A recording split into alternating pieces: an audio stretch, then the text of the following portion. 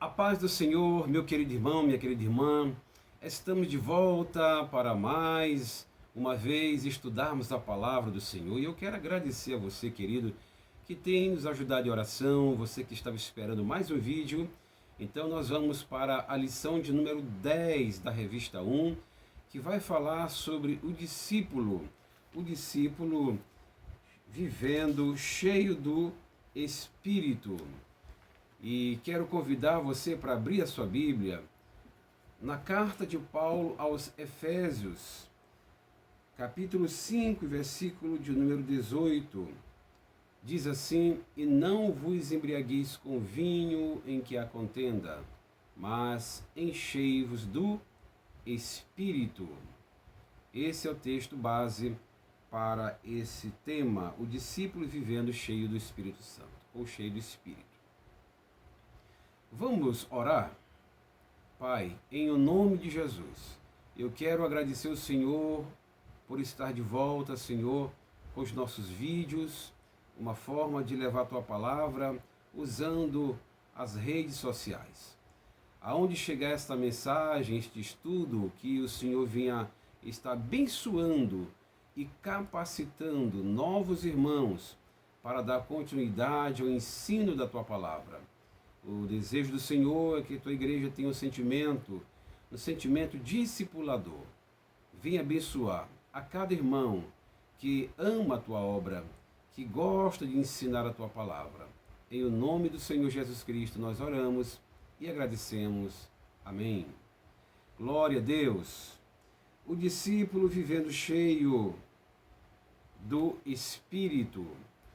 Amados irmãos, esta lição, ela tem 5 pontos importantíssimos. Primeiro, todo crente recebe o Espírito Santo. Segundo, como se recebe o batismo no Espírito Santo, que é parte da doutrina sobre o Espírito Santo, a questão do batismo. E o que é o batismo no Espírito Santo, em terceiro lugar. Em quarto, vai falar sobre as dádivas do Espírito Santo. E quinto, vai falar a respeito do Espírito Santo como líder. 5 pontos importantes que nós vamos estudar resumidamente. Bom, todo crente recebe o Espírito Santo. Todo crente recebe o Espírito Santo. Abra a sua Bíblia no Evangelho de Jesus Cristo, segundo escreveu o apóstolo João. Abra no capítulo de número 16 e versículo de número 8.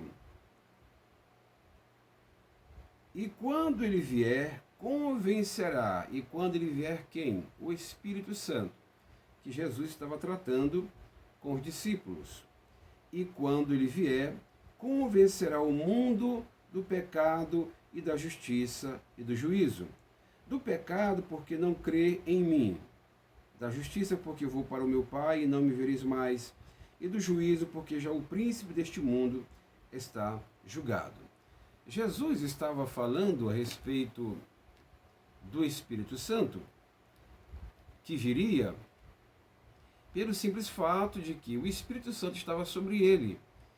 E ele pregava a respeito da salvação, ele pregava a respeito do reino de Deus, ele pregava para que as pessoas pudessem ser salvas. Mas quando ele terminasse a sua missão, o Espírito Santo estaria com a igreja e ele faria exatamente o que Jesus Cristo fez. Foi isso que aconteceu comigo e com você. Quando a palavra de Deus foi ministrada, o Espírito Santo nos convenceu que nós estávamos errados, falhosos, distantes de Deus, e nós então tomamos aquela atitude que cada um sabe o dia, como foi o momento em que tomou a decisão para aceitar Jesus ou para se reconciliar com o Senhor. Este trabalho é feito pelo Espírito Santo. Então, a partir do momento que a pessoa aceitou o convite para a salvação, esta pessoa começou então a desfrutar da presença do Espírito Santo através da palavra ministrada. E é através desta palavra que o crente ele vai se santificando, se aproximando mais daquele que é santo. E se aproximando, ele vai sendo ensinado para viver conforme o que a palavra de Deus diz. Todo crente recebe o Espírito Santo, primeiro na conversão, segundo, como promessa de garantia de salvação. A palavra do Senhor nos mostra em Efésios capítulo 1, versículo 13 e 14, nos diz assim: em quem também vós estáis, depois que ouviste a palavra da verdade, o evangelho da vossa salvação, e tendo nele também crido, fostes selados com o Espírito Santo da promessa, o qual é o penhor da nossa herança para a redenção da possessão adquirida para louvor da sua glória. Então, o crente, quando ele recebe o Espírito Santo, que começa na conversão, então, ele recebe também como promessa e garantia da salvação. Garantia da salvação. Então é necessário que o crente ele venha desenvolver este relacionamento com o Espírito Santo para compreender mais sobre o plano de salvação e com relação ao Salvador. O apóstolo Pedro, na sua segunda carta, 3,18, ele vai falar: antes crescei na graça e no conhecimento do nosso Senhor e Salvador Jesus Cristo. Logo, o apóstolo Pedro também nos remete a entender que devemos crescer neste conhecimento, na graça, que é favor imerecido, e no conhecimento, nos envolver com o Salvador sobre o plano de salvação, para sermos também porta-vozes desta mensagem que foi designada de Cristo para a sua igreja. Como se recebe o batismo no Espírito Santo? O batismo aqui já é um outro lado da expansão do entendimento a respeito da atuação do Espírito Santo sobre nós. Ele nos convence, ou nos convenceu, e continua convencendo o pecador. Uma vez que o pecador aceita ao plano de salvação, então ele vai trabalhando, vai santificando, vai orientando a igreja para obedecer todas as doutrinas, todos os ensinamentos que a palavra de Deus tem para o nosso crescimento espiritual e envolvimento com aquele que é santo. Então, o batismo já é uma extensão do conhecer a doutrina sobre o Espírito Santo. E para receber o batismo com o Espírito Santo, primeiro, acontece através da oração. Na despedida antes da sua ascensão ao céu, Jesus ordenou aos discípulos que ficassem em Jerusalém até a manifestação do poder de Deus. Eles já haviam recebido em suas vidas a terceira pessoa da Trindade, quando Cristo, em um dos encontros com eles, após sua ressurreição, disse-lhes: recebei o Espírito Santo. João capítulo 20, versículo 22. No dia de Pentecostes, os discípulos estavam sentados, talvez no período de descanso da oração de joelhos, quando todos foram cheios do Espírito Santo e começaram a falar noutras línguas conforme o Espírito Santo lhes concedia que falasse. Algo sobrenatural aconteceu. Como o Espírito Santo é para nos mostrar a linguagem da família de Deus e do que o Espírito quer fazer com que a igreja verbalize a palavra com autoridade, sendo porta-voz de Cristo na terra, com a manifestação desse poder sobrenatural. No dia de Pentecostes, eles falaram em outras línguas e algo sobrenatural aconteceu. É que as nações que estavam ali, apresentadas, 15 nações, elas ouviam na própria língua deles.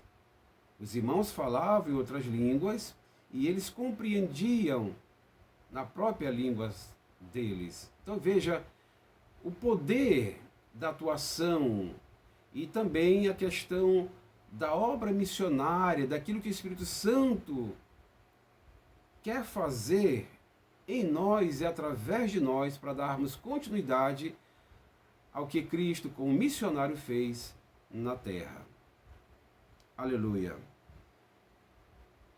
Então, se recebe o batismo no Espírito Santo através da oração e por intermédio de Jesus Cristo. Isto é um ponto para se enfatizar. Quando o crente ele é batizado nas águas, que é uma doutrina também, esse batismo é efetuado pelos homens. E como esse batismo nas águas é o crente publicamente confessando não mais Jesus como Salvador, mas como um seguidor de Jesus, então ele tem que passar por esse processo, e como tudo na Bíblia, ou a forma de Deus na Bíblia, de uma forma bem organizada, Jesus ele mandou que os discípulos batizassem em nome do Pai, do Filho e do Espírito Santo. A autoridade era dele.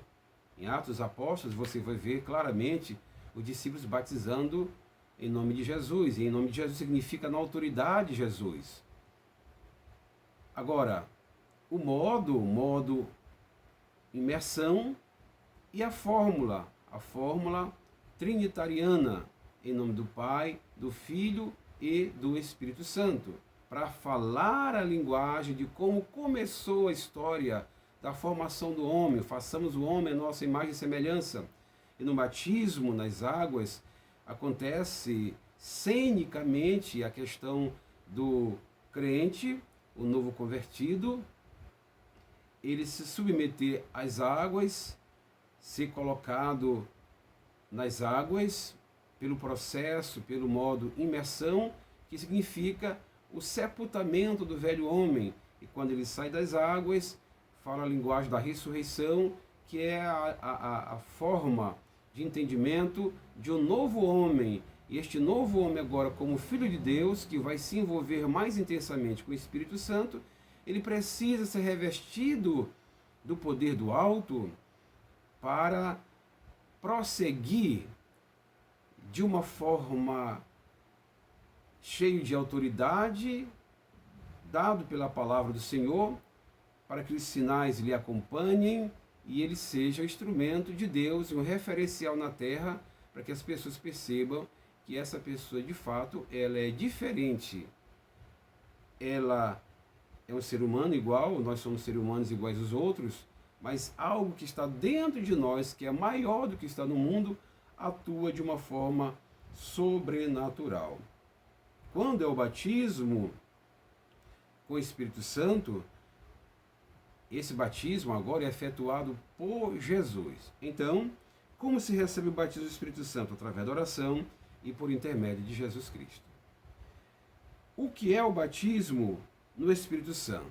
Primeiro, é uma promessa do Pai. Você vai observar claramente no livro do profeta Joel, capítulo 2, versículo 28 e 29, são narrativas que tratam deste assunto. Deus fez ao homem aproximadamente 8.000 promessas, sendo o batismo no Espírito Santo uma delas.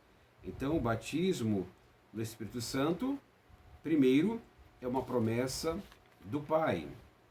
Segundo, é um revestimento de poder. É um revestimento de poder.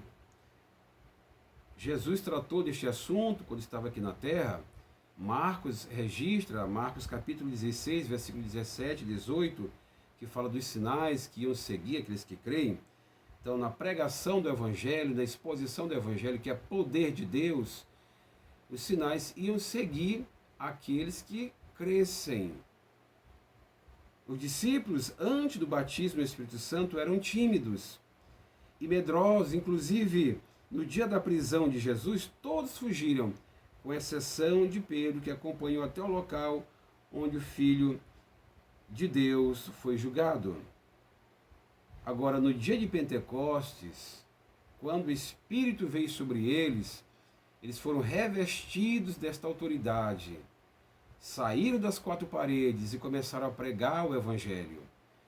Atos 2,17, Pedro cheio do Espírito Santo, ele pregando, expondo a palavra. A Bíblia diz que quase 3.000 almas aceitaram a Cristo, e a igreja que recebeu Jesus, eles perseveravam na doutrina dos apóstolos, na comunhão, no partir do pão e nas orações, e em cada alma havia o temor pela palavra de Deus, e os sinais iam sendo manifestados através dos apóstolos que creram verdadeiramente na atuação do Espírito Santo, que os batizou, revestiu de poder, de autoridade, e os sinais foram se manifestando. E até hoje o Espírito Santo atua no seio da Igreja de Cristo. Glória, pois, ao nome do Senhor. Terceiro, o batismo no Espírito Santo é uma necessidade nos dias de hoje. É uma necessidade. A Bíblia nos mostra claramente, em Atos capítulo 19, versículo 6, impondo-lhes Paulo as mãos, veio sobre eles o Espírito Santo, e falavam línguas e profetizavam. Falavam línguas e profetizavam. Falavam línguas, receberam esse sinal e profetizavam. O profeta é aquele que recebe de Deus para entregar ao povo. Então eles começaram a profetizar, depois de serem revestidos do poder do alto. Então é uma necessidade da igreja nesses dias em que estamos vivendo. Paulo, em sua terceira viagem missionária, encontrou na cidade de Éfeso alguns discípulos. O apóstolo sempre considerou o batismo no Espírito Santo uma necessidade na vida do cristão. Por isso, ele perguntou àqueles discípulos se eles já eram batizados no Espírito Santo. Responderam-lhe: nós nem ainda ouvimos que haja Espírito Santo. Atos 19, 2. Paulo então orou, impondo as mãos sobre eles, e Jesus batizou-os no Espírito Santo, e falavam línguas e profetizavam. Por isso que nesses dias, nos nossos dias, é uma necessidade da igreja ser revestida do poder de Deus, ser profeta nesta terra, receber de Deus e transmitir ao povo com muita autoridade, com muita graça, com a manifestação dos sinais que acompanham a Igreja de Cristo. Quarto, dádivas do Espírito Santo. Quais são essas dádivas? Primeiro, nós temos os dons espirituais. Está apresentado em 1 Carta aos Coríntios, capítulo 12, versículo 8 ao 10. Isto fala sobre a questão dos dons espirituais. Dons, já está dizendo dádivas. A Bíblia diz: porque a um pelo Espírito é dada a palavra da sabedoria, e a outro pelo mesmo Espírito a palavra da ciência, e a outro pelo mesmo Espírito a fé, e a outro pelo mesmo Espírito os dons de curar, e a outro a operação de maravilhas, e a outro a profecia, e a outro o dom de discernir os espíritos, e a outro a variedade de línguas, e a outro a interpretação das línguas. Tudo dado pelo mesmo Espírito, que esse Espírito é o Espírito do Senhor. É o Espírito Santo que atua para capacitar a igreja. Outra dádiva do Espírito Santo é o fruto do Espírito. Gálatas 5:22. No momento da regeneração, o novo homem passa a ter a mente de Cristo e produzir o fruto do Espírito que podemos comparar a uma laranja que contém 9 gomos, cujos nomes diferem um dos outros. São eles caridade, ou o mesmo amor, gozo, que é o mesmo que alegria, paz, longanimidade, benignidade, bondade, fé, mansidão e temperança. Não são diversos frutos, mas um só, constituído por 9 virtudes diferentes, que resumidamente trata do caráter de Cristo. Então, o Espírito Santo, quando atua, ele concede esses dons espirituais para a igreja trabalhar, revestida do poder de Deus, mas também, como dádiva do Espírito Santo, nós temos na Bíblia a questão do fruto do Espírito, ou seja, o caráter de Cristo na igreja. Para a igreja, quando sair para o ato evangelístico, para o ato de adoração, para o ato do serviço do Senhor, ela faça de uma forma consciente, um culto racional, para que cada crente tenha uma vida de moral, não queira ser fanático, não queira fazer comércio dos dons espirituais, negociatas, mas seja revestida da autoridade, do poder, mas tem o caráter, o modelo de Cristo. Então o fruto do Espírito trabalha essa parte do caráter de Cristo. Quinto e último, fala sobre o Espírito Santo como líder. Como líder, ele ensina todas as coisas. João capítulo 14, versículo 26. Jesus declarou aos discípulos que por causa do seu nome, eles seriam odiados e levados ao tribunal ou aos tribunais, mas não se preocupasse, pois o Espírito Santo lhes ensinaria tudo o que eles deviam responder aos seus inimigos.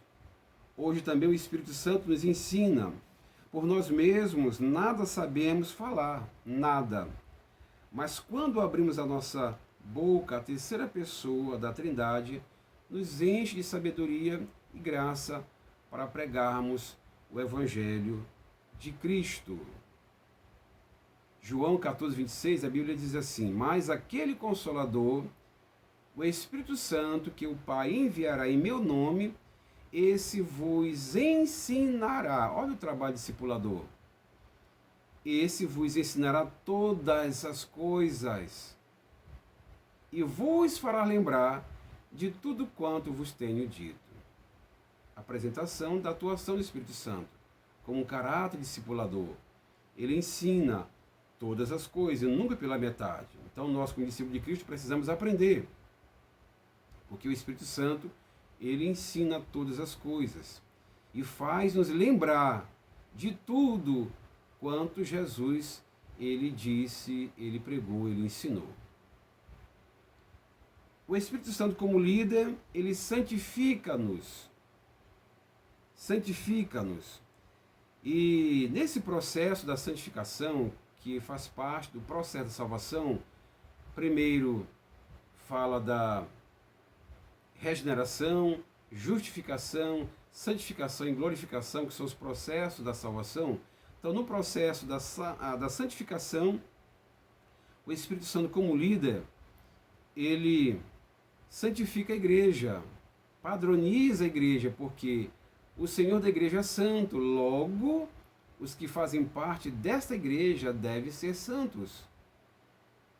Segunda carta de Paulo aos Tessalonicenses 2,13, ele diz o seguinte: mas devemos sempre dar graças a Deus por vós, irmãos amados do Senhor, por vos ter Deus elegido desde o princípio para a salvação em santificação do Espírito, a fé da verdade. palavra do apóstolo Paulo para enfatizar da atuação do Espírito Santo como líder. Terceiro, ele dirige a igreja, o Espírito Santo dirige a igreja.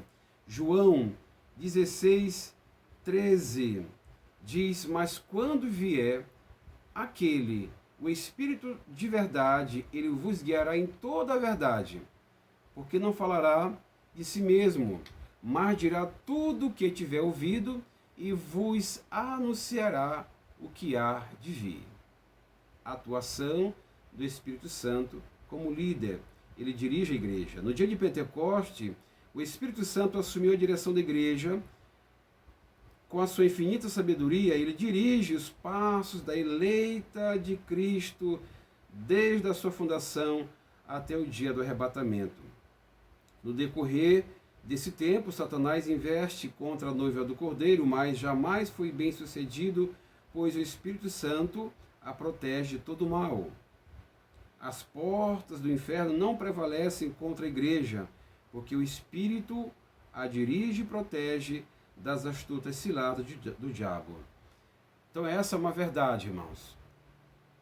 Nós não vemos Jesus Cristo, literalmente, não vemos Deus, não vemos Espírito Santo, mas como é Espírito Santo, e Deus é Espírito, como disse Jesus Cristo, importa que aqueles que o adorem em espírito e em verdade.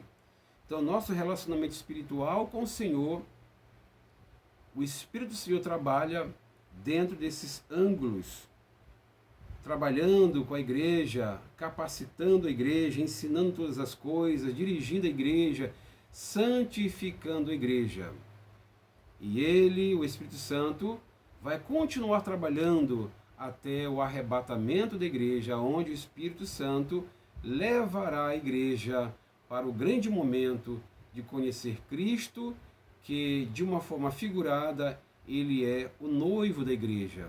E a igreja de Cristo, naquele grande dia do arrebatamento, terá esse encontro com o noivo amado. Portanto, precisamos permanecer vivenciando essa doutrina, a doutrina do Espírito Santo, e vivendo cheio do Espírito Santo, não pela metade, porque o Espírito Santo vai ensinar todas as coisas.